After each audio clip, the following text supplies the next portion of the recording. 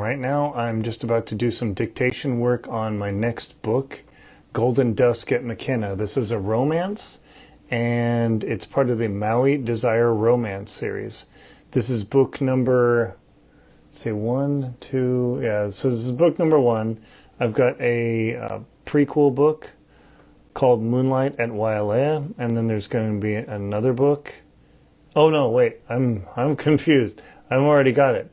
This is book number 2. I've already finished book number 1, High Tide at Hana. That's in editing right now.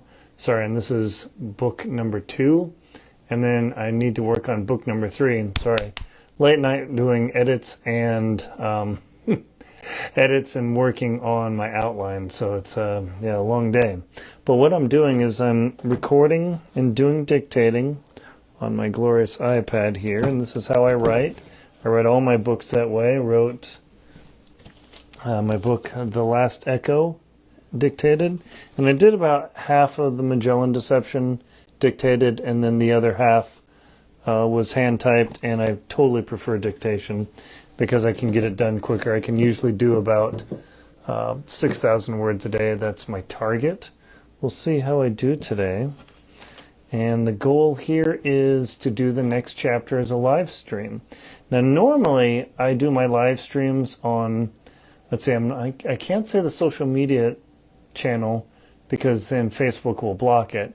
It starts with it starts with Y and then ends with oob. I'm sure you can figure it out. So what I'm going to do is bring up my notes here and see. So this is the meet cute scene. This is always a fun scene to write in romance. The two main characters, one, she's working, her name is Dana, she's working on a conference in Maui. She's staying at the Grand Wailea, a spectacular resort. I recently looked up staying there for 4 nights. Yeah, solid 4-figure pricing. And then my other main character named Nolan, he's a filmmaker and a documentary guy, and he was just pulled off a job filming a volcano in Hawaii. So now we're going to actually see how these two meet. And what I do is I dictate with my headset here. I've got a Sennheiser lavalier, and I use the voice recording app, just the one that's built into your phone or your iPad. And then I do transcription from there, and then do some editing, and then bring you the next book. So what I'm going to do is just get started on this dictation, and I'm just going to face this way looking at my notes. So I'm not going to face you, I'm just facing this way so I can actually see my notes so I can write a coherent chapter. So hopefully you enjoy the experience.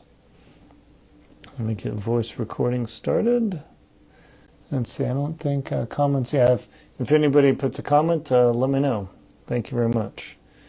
New recording, 4 seconds. All right, it started recording. Okay, and this is chapter 5, the meet cute. Let's see. And because this best part is dictation, all this other talking just goes away. It takes a while to get used to that, let me tell you. All right. Dana walked down the main hallway of the Grand Wailea, working on several last-minute problems before some of the main people showed up for the summit. She was still waiting on a camera crew, and the cameraman and the director were supposed to be there later that morning, but she couldn't help herself but waking up at 5 a.m. She had already had 3 cups of coffee and had to make 2 bathroom breaks, and she was shaking a bit from the nervousness. Making sure that the conference went off without a hitch was a major deal for her and Lucy, as they had built this business up that they were proud of to a 7-figure business, but they were hoping with some investors and people that were coming in that they would be able to push their dual woman-owned business well into the 8-figure category. However, without a documentary to promote it, the venture capitalists were very concerned that they wouldn't be able to have an excellent launch. So they had to have, beyond the massive conference, all the speakers and all the hotels they were hitting, they needed to have an incredible video done. And apparently Lucy said that, oh no, that's not right. And Dana was still stewing over what Lucy had said when she flew out yesterday, or the day before, that the filmmaker that they had scheduled had fallen and broken his leg in Antarctica. And she was looking at her coffee cup, now completely empty, swirling it, sitting in the lobby, thinking about, okay, who is this guy that they're going to be sending? I don't even have a name. Lucy picked up her phone and looked at the text messages again, Dana looked up her phone, Dana picked up her phone and looked at the last couple text messages from Lucy, and they were frustratingly vague. She was so busy with the venture capitalist, she simply wasn't even texting right. And she said the guy's name is Nick, or Lauren, or like Nolak. I have no idea. She sat there starting to stew, and she was happy to have put extra deodorant on because people were starting to arrive to set up at the convention, and it was all on her to make sure this thing worked. The chief of convention operations at the hotel walked up to her and said, what's he say? Miss Dana, we've got everything ready for the changes that were requested. There's going to have to be some forklift scheduling and maneuvering around. Hopefully that'll be okay. Unfortunately, that is going to incur an additional fee. Lucy, Dana thought about it for a moment. She raised and shrugged her shoulders and then looked the man in the eye and said simply, there is no other way around that, is there? We have to make this just so. And he said, no, unfortunately, that's just how the rules work with the unions. Truth be told, and the man leaned in close to whisper to her, I wish it didn't have to be this way, but being a big corporate hotel, there's no way around it. Lucy looked into the man's eyes and could see the frustration, but also the stress that he was under to make sure things went off well. She knew that this was the Grand Wailea was one of the premier hotels on Maui and one of the most popular, and it's huge. And she thought about it for a moment and then said, and asked the man, well, if there's any way that I can save some expenses, I certainly will, but we certainly can't be hauling all that heavy equipment back and forth between the different facilities, can we? He shook his head and, consoling with his eyes, said no with a gentle voice. Unfortunately, that's just how these events go. You never know what's going to happen next. He excused himself and then hurried off to oversee the operation now that he had Dana's approval. She had really thought about changing places with Lucy to meet the venture capitalist, but she knew she couldn't do that. She told herself that she was able to handle this, and Lucy had complete confidence in her, but she knew that she wasn't the face person, and she never was. But at 32 years old and unmarried, which she thought about for a moment, how did I get this far without having anybody else with me? This seems insane. I'd really like to have somebody with me to take some of the stress off, but I guess right now I've got to be the big woman, but I know I can do it. The hotel general manager came by and introduced himself again, and Dana looked up and stood up and shook the man's hand and said, oh, my apologies. I didn't recognize you. I've been so harried and running around that I'm not exactly seeing straight. The older gentleman smiled and laughed, a very congenial laugh, and continued to shake her hand and told her this is completely normal. May I ask, is this your first event? And she looked over her shoulder as though someone was whispering or listening to her conversation that she might give up. She said, yes, I've never done anything this big. And my business partner who was supposed to be taking care of this had to leave to take care of other business. The man looked at her and then released her hand, smiled and nodded, and reached out and gently touched her shoulder and said, "Don't worry, we'll do our best to make this as successful as possible." Dana looked into his eyes and back around at the controlled chaos that seemed to be moving up and down the hallways with all the different vendors, and she said, "I really appreciate it. It's a bit scary for me, honestly." And he replied, he continued to console her and saying, "No problem. We've got people who have done many of these conventions. And by the way, you said you had to do some extra filming and documentary." Dana nodded and began explaining the requirements for their venture capital group, and she wasn't sure if she was actually supposed to tell the hotel manager, but in her mind she said, "Screw it, I need some help and I just need to talk to somebody about this." So she explained what was going on and the requirements, and the man's eyes grew wide, and when she was all finished, he said, "You two are rather ambitious. I mean, I've been very impressed with your operation and communication. Some organizations are, shall we say," and he paused, tapping his finger to his lip, considering how to explain this without getting himself in trouble. "Shall we say they are less than organized. However, you, young lady, are on the ball. I've been very impressed."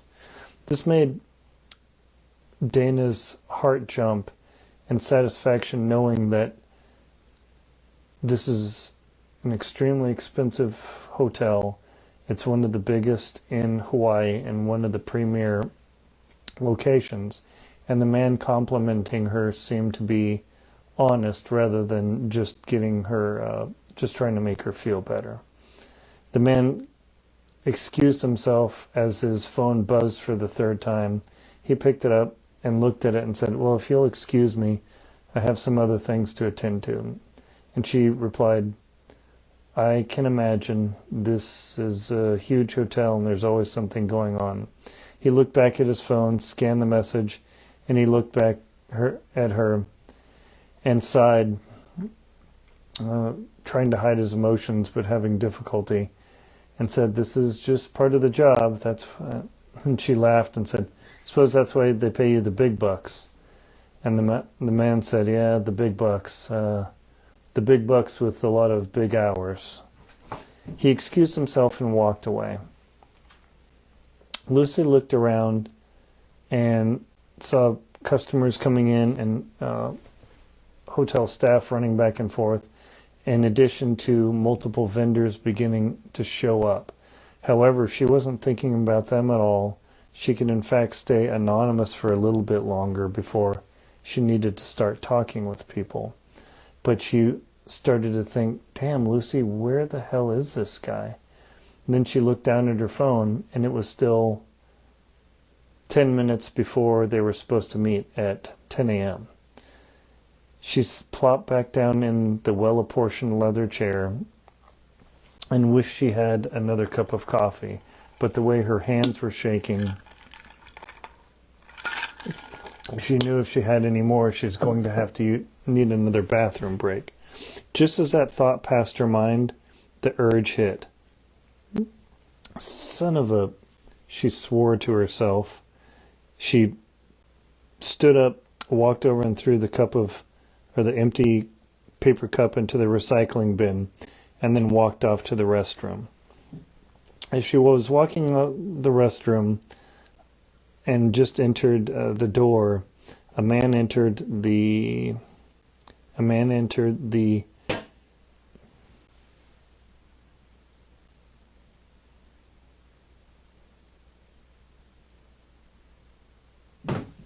main foyer and looked about. He didn't quite blend in because he looked like he was looking for someone, as if he were on a blind date. He didn't have anywhere particular to go, but he had the look of looking for someone in the space. The man walked over and found the concierge and began asking the concierge where his contact was and who might it be. And the concierge lady said, what's your name, sir? And Nolan told her his name, and she explained that the operations group was running back and forth, and that she had seen the contact lady leave yesterday, but she hadn't seen the replacement. Nolan laughed about it and said, I know, there's been a bit of a mix-up. Apparently they had some business changes, but hopefully I'll be able to find her. Would you happen to know who the new contact is? The lady thought for a moment. Let me call the hotel general manager. I'll find out. So as she picked up the phone and busied herself punching up the man, Nolan stepped away just a few feet to give her privacy and then looked about the space. The beautiful marble tile floor and columns holding up the walls gave the impression of not quite opulence, but grandeur. He was impressed at the space. He had seen it before, but it never failed to catch his breath. He looked at the ceiling, arcing across the space, and wondered just how big this event was. He knew he was going to have to hire a couple of camera guys to do all the work, but he was going to be the main director. The woman hung up the phone and said, sir, she's supposed to be here soon. And he said that the woman's name is Dana. Immediately, Nolan's eyes opened. Dana, do you happen to know her last name? And she said, no, I apologize. The general manager is incredibly busy and didn't give me that information. Would you like me to call him back? And he waved his hands and said, no, not at all. That's not necessary. I only know one Dana. He rubbed his chin for a moment and then shuffled his feet. And the concierge looked at him expectantly, and then he looked back up at her and said, no problem. I just knew a Dana a long time ago, several years, but who knows, right? And she shrugged and said, please let me know if you need anything else. I'll do my best to chase it down. Nolan smiled at her and then took his leave. He began slowly strolling through the grand entrance, looking about for somebody who looked like they were looking for him. It's always that awkward first date thing. He couldn't believe that Jessica wasn't able to send the info, that they didn't have the correct contact information. But this wasn't the first time that he had actually had to deal with some challenges. Things change, and he prided himself on being adaptable and smart about it.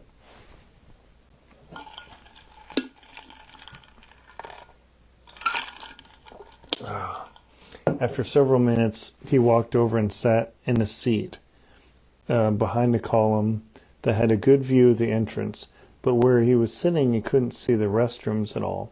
Just then, across the room, Dana walked out and walked into the space and scanned around after she had used the restroom. She was still, from the hand dryer, she was still waving her hands in the air gently just to make sure they're completely dry. She looked in the space and saw no one, so she walked over to the concierge and asked her, have you seen a filmmaker or someone that might be carrying camera gear? I'm looking for a guy, and I talked to the general manager. The woman's eyes immediately lit up, and she said, oh, there was a man just a few minutes ago here. He's sitting over in the far end of the lobby, I think behind one of the columns there. She said, oh, great, thank you. Dana said, great, thank you so much. She began arcing her way around the columns of the entryway when she froze in her footsteps. There, not 50 feet away was a man she knew from her past. Not too many years ago, but enough that it gave her pause, and she wondered, could that possibly be Nolan? I know he's a filmmaker and he did the work, but how in the world? Dana thought about walking away and hiding for a moment. She had a crush on the man, but when she met him last, he and her were both in relationships, but she could tell that there were sparks there that they didn't act on. She shook her head, and then that chill of a first date meeting, a blind date, began rippling through her body. She started breathing harder, thinking, how could this possibly be? I mean, I'm not dating anyone, but this guy across the room, and thank God he hasn't looked at me yet. My palms are sweating. This is so awkward. She looked around the room, and to calm herself, she did a couple of deep breaths and then rubbed her hands on her pants. She flexed her back, stood up, held her head high, and began walking towards the man. Just as she closed in the distance, Nolan happened to turn his head and catch her as she was walking towards him. As realization of who she was dawned on him, his eyes widened and his mouth fell open. And at the distance, she couldn't hear him, but she saw him mouth her name, Dana Whitaker. She continued walking, and she saw that he did that. He began to stand up and pushed himself out of the seat. He was still the strong man that she remembered, muscular without being too bulky, sinewy and capable. She continued to force herself to walk towards this man, and he broke away from the chair and called out, "Dana, is that you?" She smiled, an awkward schoolgirl smile, and with her hands trembling, she walked up to him and extended her hand and said, "It's so good to see you again, Nolan." He gripped her hand in a handshake, and she could feel that his hands were moist as well. This is something she didn't expect. Why would he be worried and stressed out? Certainly he was dating somebody. As she was walking up, she took a quick glance at his left hand and saw no ring. So she thought, well, at least he's not married, or maybe he just doesn't wear a ring. "It's so good to see you again, Nolan. Oh my gosh, do you mind if we hug? I don't want to be awkward or unprofessional." And he said, "No, of course not." She held her arms out a little bit, and Nolan embraced her and gave her a gentle squeeze, and they held each other just a beat longer than they would had they been friends. They stood back and looked at each other in the eye for a long moment, with the look of anticipation and excitement. And Nolan broke the ice with, "So, I hear there's a documentary to be made." That snapped Dana out of her distracted reverie, and she said, "Oh my gosh, yes, I'm so sorry. I've been so caught up in dealing with everything that I completely forgot myself. Yeah, we have a documentary. Did you hear about the French filmmaker?" And Nolan replied, "Yes." I can't remember his name. I'll have to look up his name. "Yeah, he's my buddy, and I'm waiting for a phone call to see how he's doing." Dana's hand came up to her mouth, and she gasped slightly. "You knew him? I am so sorry. Is he all right? I know he broke his leg." And Nolan, standing there, shook his head back and forth and said, "No, I know that he's okay and that he's being evacuated, but any leg break, especially in Antarctica, is a big deal." They paused and stood there, waiting for the other to talk. And Nolan took the lead and said, "I've got a couple of chairs here. Do you want to sit down and chit-chat about what we're going? It's heading towards lunch. I know it's a little bit early, but I'm famished. Do you want to go talk about what we need, or would you like to stay in the lobby? Dana forgot herself again, looking into the man's pale blue water eyes and his five-day beard that he was wearing, and she wondered what it would be like to kiss him. She stared at him for a moment, and he waited expectantly, looking into her hazel eyes. And then she realized she'd better get herself together. Oh gosh, I'm so sorry. I'm just super distracted with what's going on and then the pressure here. Why don't we, do you want to get a coffee? I mean, I've had so many coffees this morning, I'm literally shaking. Maybe I can get some decaf. And Nolan chuckled and said, absolutely, that sounds good to me. Do you want to go over to the bar? I don't know if it's open yet. And she said, that would be nice, but why don't we just go get a coffee at the coffee shop here and then come into the lounge and then chit-chat. Actually, I need to get my laptop so we can start going over things, but I would love to spend a little bit of time catching up with you if you don't mind. He reached out and gripped her shoulder as though they'd been friends for a long time, and he said, absolutely, let's go do that. I trust you can lead me to the coffee shop. And she said, lead you? I practically have worn a groove in the marble floor here. Perfect, he said, let's do it. She turned around with him and led him towards the little coffee stand in the hotel, her hands still shaking, and now she wasn't sure if it was from the coffee or the excitement of the man that followed her.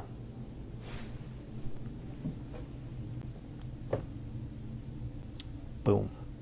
Okay, that was the Meet Cute chapter of my book, Golden Dusk at Makena. And this is part, again, of the series, the Maui Desire Series, based in Maui. I write a lot of destination romance, and that's something I always enjoy because I've been blessed with the ability to travel a lot and go to many locations. And the people I've met, I thought, you know, I write thrillers. I mean, I've got my the Magellan Deception here, and then also the Last Echo, and I travel a lot and I base it on there. But I thought, I enjoy reading romance. I'm reading a Jude Deveraux novel right now. Why don't I try writing it? So far, so good. This will be my third romance book, and I'm super excited. Please check out my website at aaronbelsing.com. That's AARONBELSING.com, where you can find these romances and more. Let me pull up the website here. Let's see, Last Echo description. Aaron Belsing. Here we go. Okay. And I've got the covers going here. It's super exciting to be working on this next one. And please come again. And also check out, I'm going to put a link to my YT live stream. That's where I usually go, but I thought I'd just hit up Facebook to see if anybody would stop by. Thank you very much for watching, and I look forward to hearing from you.